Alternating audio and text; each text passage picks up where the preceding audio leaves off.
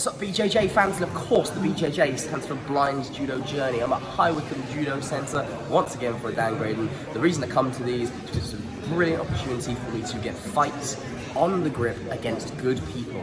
So often when I go to like higher level comps, I can't start on the grip, so I'm at a disadvantage. I'm not able to practice the judo that I want to do for, what's going to hopefully get me to the Paralympics. So when I come here, I can fight people who are high level players, but I can do that on the grip. So let's take a look at my first fight. Next will be Lee in white.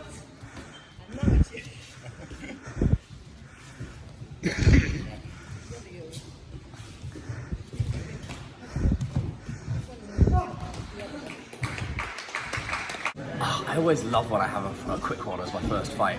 If for no other reason, it gives me good retention on these videos. So keep watching, guys. Really, Marotte, we've seen it before. I kind of felt that he was quite far away from me. There's a lot of space. I'm able to come through for that Marotte, roll through straight in one. So coming up is my second fight. This was actually against a clubmate of mine, someone who you probably say is the best in the club. He is a very, very good player. Got silver at the British University Championships a couple of years ago. Absolute legend, really great guy. And this is the first opportunity for me to get to fight him, which is quite scary and really quite... We'll see how I do. Let's take a look at the fight. Next will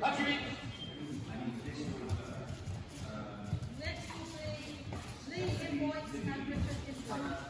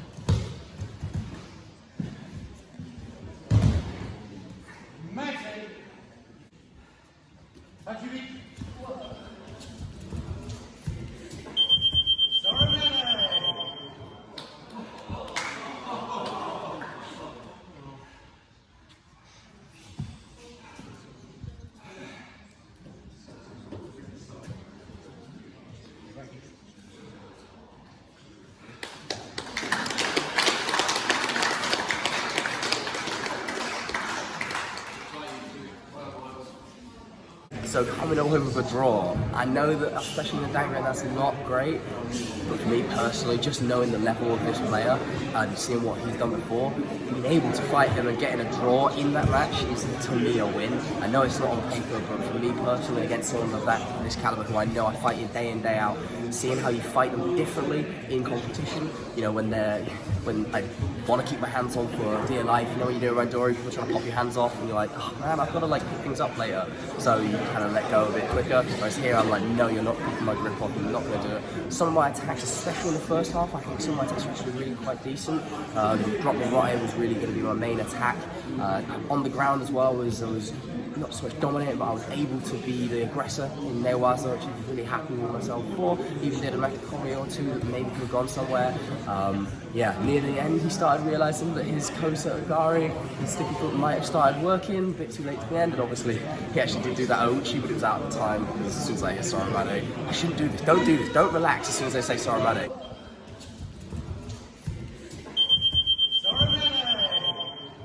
But I did, so whatever. Either way, it wasn't the score. Really quick before I show you my last fight, at the end of this fight, my editor, my dad, has pointed out that you can hear me go, whoa, at the start of the final exchange. The reason for this is because the ref, as the fight progressed, was giving me less and less time to grip up. Not maliciously, this just happens of non-VI specific events where when the fight begins to get longer and longer, they tend to, you know, just start saying hajime as soon as we get near each other, not giving me like ample amount of time to get my lapel hand on, get my sleeve hand on, make sure I'm actually stood square, etc. Which sounds like a really minor nitpick. I know it sounds like I'm being really picky here, but I have in competitions before, they've said hajime before I've actually got both hands on, and especially when your opponent can see, so they're obviously just taking the grip immediately because they can see what your hand is. It means that I'm starting the exchange, sometimes literally with one sleeve pinned, they've got two hands on and I've got one hand on, or possibly sometimes no hands, which is a huge disadvantage. So I'm not really complaining about this, this is quite common, there's nothing I can hugely do about it. I'm kind of just giving you guys an insight into what happens at some of these comps. Anyway, let's move on to the final fight.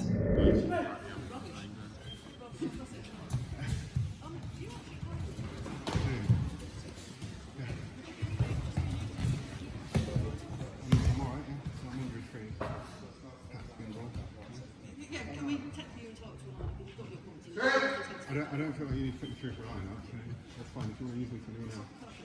It's actually going to make it easier for us to sort out. Yeah, use me as you want.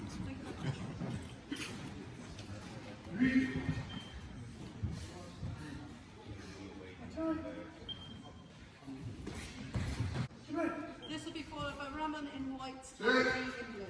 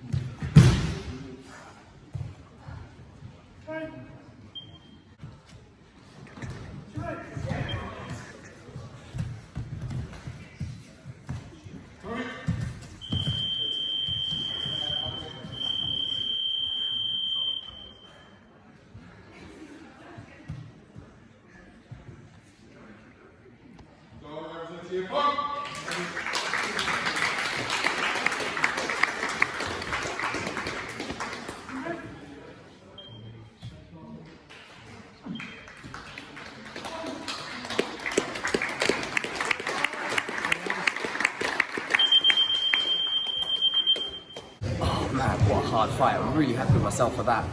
He was a really good player. I've been speaking to him earlier in the day, and I managed, he had that coming through for that like left grip, going for that left seat knuckle. My mate told me about that, but I hadn't really expected the way he was going to do that, and trying to adjust to that in a VI context, because I'm very used to trying to keep people, like they're really thinking about like hell handle all the time, but he just wasn't bothering. He would come over and get through this stiff, I'll get through my right arm, allowing him to come through, pull into that tricep grip, and then I've really got to defend that Sianagi. The biggest thing about that is I had to stop myself the whole fight from grabbing the belt and going like Sumigaeshi or Hikiwaza, because if I do that from that position, he will just Kochigari me every single time. I spoke to him afterwards, and he said, yeah, lots of people against him, they'll come in for a Sumi or a drop throw. It just doesn't work, man. It doesn't work. You will throw yourself.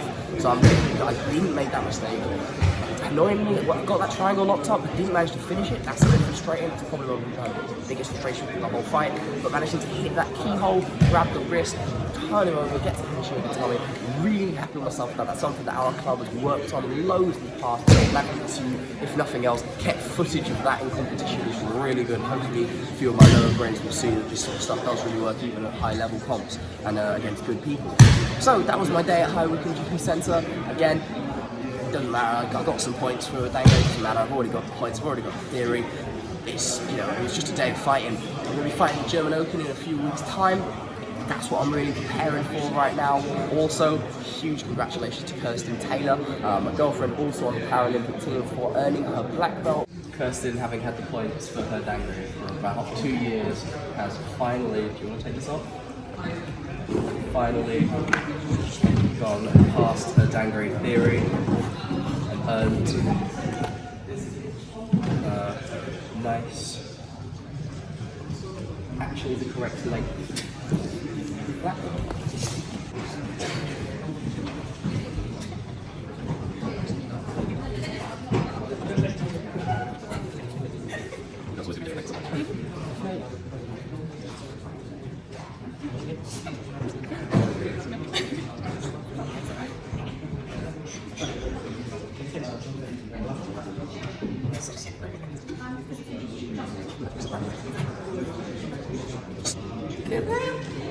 It's a black belt. Tied awfully, I'm so sorry. Congratulations.